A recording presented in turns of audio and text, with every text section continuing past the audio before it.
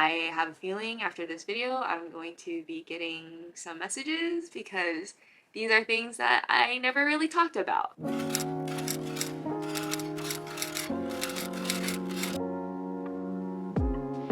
Hi!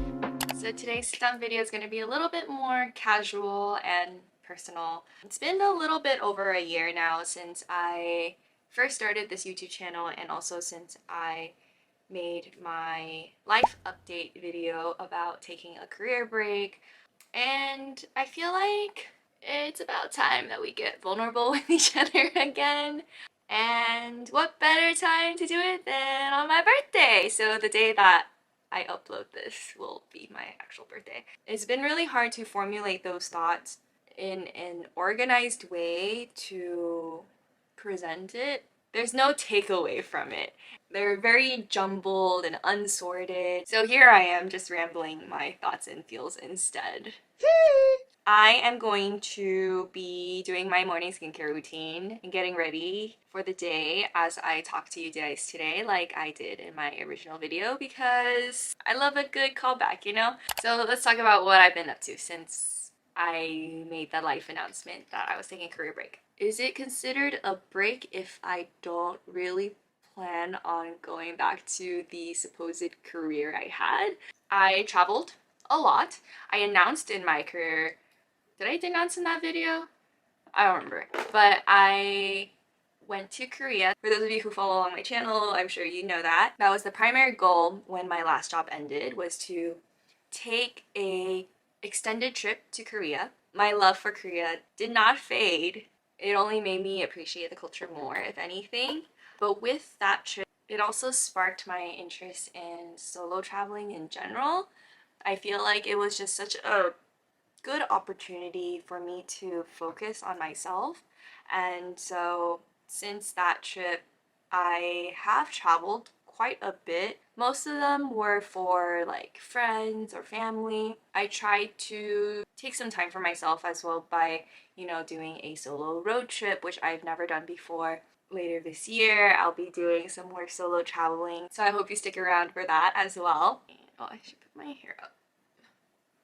Aside from traveling, I also focused most of my time and energy into my social media presence through my Instagram platform and also through YouTube. I am so incredibly grateful for all of the growth through both of these platforms, especially YouTube. Though I was always well traveled to begin with, like as a kid, my family would take us on trips and stuff, but I never actually sought out traveling by myself.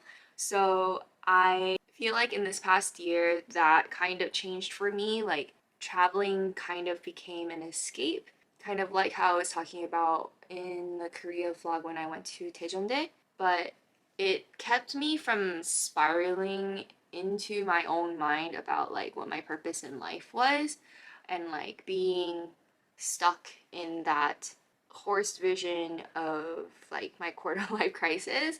Traveling had also become like a catalyst for content creation. It gave me a purpose and a goal to like work towards when I had those trips planned. Some things that I have learned in the past year that I feel like the biggest one was like having a plan is nice, but being flexible and open to experiences is what eventually leads to more opportunities. And then sometimes it's also like you really need to stop worrying about what that end result is going to be and just enjoy the moment of things.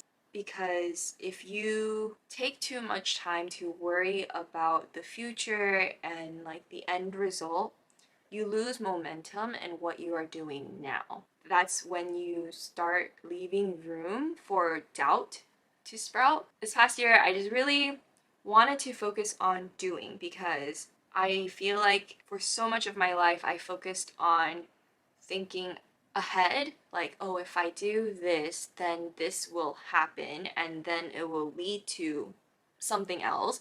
But if I were so good at predicting things, then I should just become like a psychic and a mind reader, you know? When I think that way, nothing is 100% set in stone. Things will change because there are external influences that I cannot control. So I feel like the best that I can do now is to focus on the now and to just do what feels right and do what makes me feel happy, and then taking that one step at a time to see where it leads me. I've talked a lot about the achievements that I've had this past year, the travel that I've done. It's a lot of good stuff, right? It's a lot of fun stuff. But of course, there's also downsides because we're being real here. I don't want to, put out a video that's only talking about good things, even though I do want to be like a positive influence on the internet. But I also am a realist, so I want to talk about the downsides too, because for those of you who are going through this, it's okay to feel bad.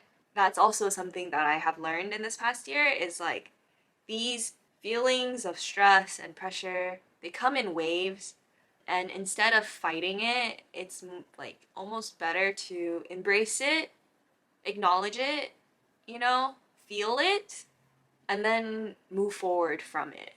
I think it's healthy in a way to have like a reality check every now and then, as long as I just don't get too caught up in it and start spiraling out of control. This past year has taught me I love pursuing my passion. I am so happy that I finally took the dive to try content creation out full time and like trying this YouTube thing because it's always been on my mind. Like I've always wanted to do it. I'm really glad that I had this time to explore what kind of content is out there in the world for me to create aside from beauty and skincare. But the reality is I'm at a stage where my passion is not really feeding me, literally. I have huge imposter syndrome. And I talked about this on my Instagram too. I had posted things about, like I'm trying to claim the title of being a content creator, but it's really hard for me internally to fully embrace that title because while yes, logically speaking and like objectively speaking, content creation is what I do on a day-to-day basis, a part of me feels like a fraud if I try to call myself a content creator because content creation is not really my livelihood technically. I don't have a livelihood, if anything. I don't know. It's just a very hard thing for me to overcome at the moment because as much as I want to hold on to how I feel, reality is still very much real. And like money is a very real issue. So the other part of that is while it would be incredibly awesome to be paid to do what you love, I'm so scared that the pressures and stress of trying to make money will, taint the way that I feel about content creation. And that's something that I don't want to happen ever. A lot of the content that I produce, that I put out there, is talking about like the fun parts of traveling. This journey has not been all rainbows and sunshine. The many months in between those travels have been filled with many periods of me being in a funk of like not knowing where my life is going, not knowing what I'm doing with my life, finding that day-to-day routine to churn out this content, but then worrying and doubting about where it would all lead. Yeah, that's like the part that I tend to not show to the world. And it's not just the internet, it's also to my family and friends. This period of self-exploration has been very rewarding, but also very confusing. I have no conclusion of any sorts to update you all on, except for the fact that I am happy for the most part. I feel fulfilled with what I am doing, so that's good. But I am still struggling with, you know, I don't know, life. I shouldn't put on makeup. I'm gonna cry. Not gonna cry. Not gonna cry. Okay.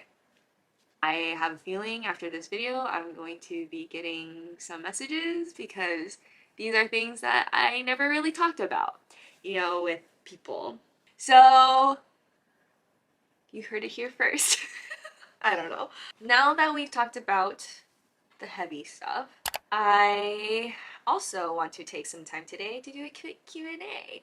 Let's take a look-see at what questions I had gotten. What was your previous job? My previous job was working as a program manager in people's operations. I don't know if it's something that I feel passionate about enough to really pursue. I enjoyed it, I think, because I was able to use all of my skill sets. I felt like I was intellectually challenged.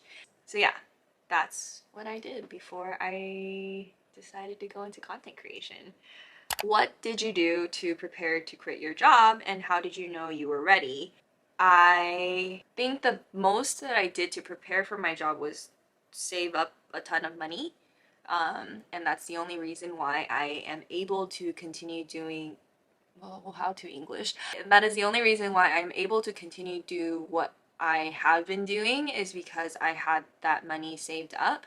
Having the support of your family and friends is also really, really, it's not like the most important thing, but it's a really good thing to have. Like, I don't think I would have been able to continue on if I didn't have the support of my family, especially my parents. I'm sure they don't 100% agree with what I'm doing with my life, because I'm sure they are concerned about my future, as parents would be. But I am very, very grateful that they aren't like pressuring me to live a certain way or anything like that. What are some assumptions people have about taking a career break that aren't or are true? I don't really know what people's assumptions are for taking a career break, but the one thing that I heard the most when I was traveling, or just in general, is, wow, you're so brave. And I'm like, I don't feel brave. I feel scared, like, out of my pants.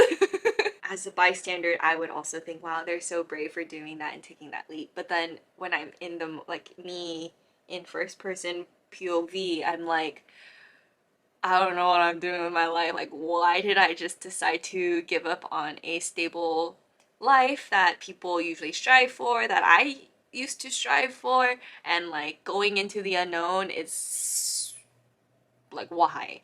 How's your day going? It is actually going pretty good. I feel pretty productive so far. Have you done drugs? No. Oh, I take that back. I have tried like chocolate edibles once. I tried like a really, really small piece, but then I didn't feel anything. I was just really tired afterwards.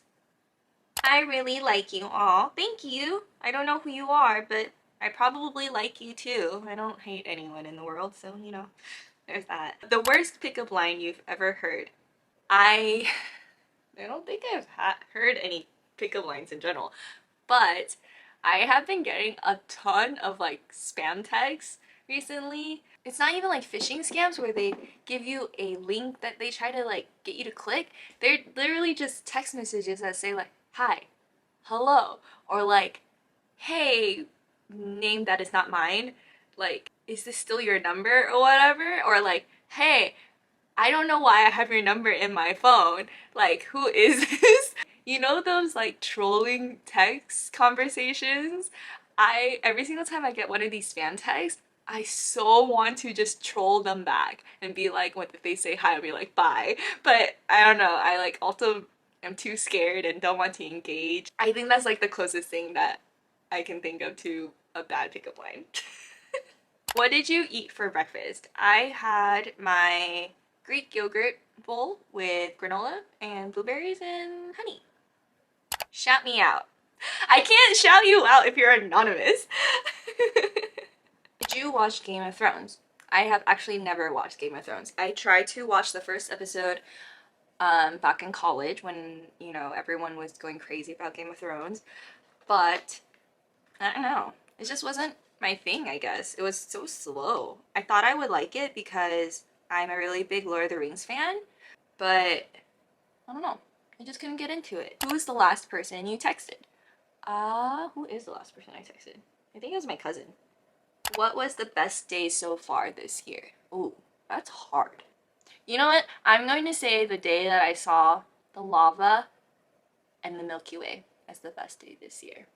Just because that was such a, like, amazing natural phenomenon that I feel like is basically like a once in a lifetime thing. How many selfies do you take in a day? I actually hate taking selfies. So the only selfies that I take are the ones that I take for stories, like IG stories. And even then, I don't always take selfies because I feel like I look really dumb in them. So teach me all the tips and tricks for good selfies, please. When was the last time you cried? Does in this video filming count? Did that count as crying? There were tears welled up. Who do you text the most?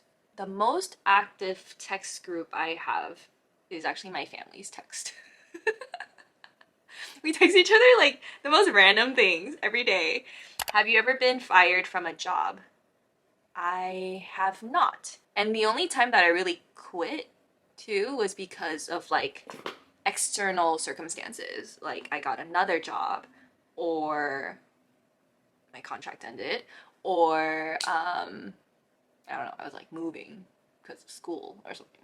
Do you have any Netflix recommendations? I haven't been watching that much lately. Watch Hospital Playlist. It's my all-time favorite Korean drama. Extraordinary Attorney Woo is like a really nice, light-hearted, happy kind of drama.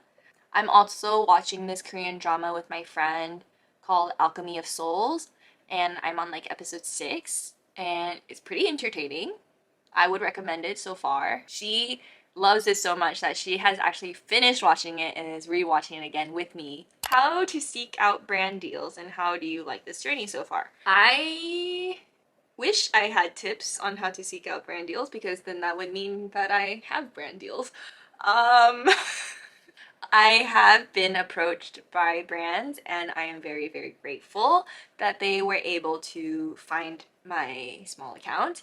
And I'm very, very grateful to have worked with them, albeit not in a paid sense. Journey has, like I said, it has its ups and downs, but for the most part, I feel good about it. And I am excited and scared, but the excitement overpowers the scared most of the time, about where it would lead me. Yeah. How do you feel, if anything, about turning 30? I joke a lot about like, I don't want to turn 30 because old, but I actually don't feel that much different. Like, me turning 30, I don't care as much. If anything, I am scared of the societal pressures that come with turning 30 because, you know, being female and single, I'm like getting more societal pressures to find the other half and to date, to get married, and then to eventually have kids. Those are things that I do want in life, but with everything that's going on with this and what we talked about before, I'm like, I don't know if I'm ready mentally, emotionally for all of this. So that's the part that I'm scared of about turning 30. But it's not even about turning 30 because that pressure has always been there. So does it make a difference? I don't know. Do we like this kind of sit down video? I feel like I just rambled a lot and I didn't do much. Anyways, thank you all for sticking with me through this journey, and thanks for listening to my rant if you've made it through this far in the video. I hope it was enjoyable in some way or another. Uh, and I will see you guys again next week. Bye! You know how there are people out there in the world who do like those video essays, or like they just speak so eloquently about how they feel, what they think. I'm not one of those people. I don't know what I'm saying anymore. Okay, I am just going to log off now and continue on with my day.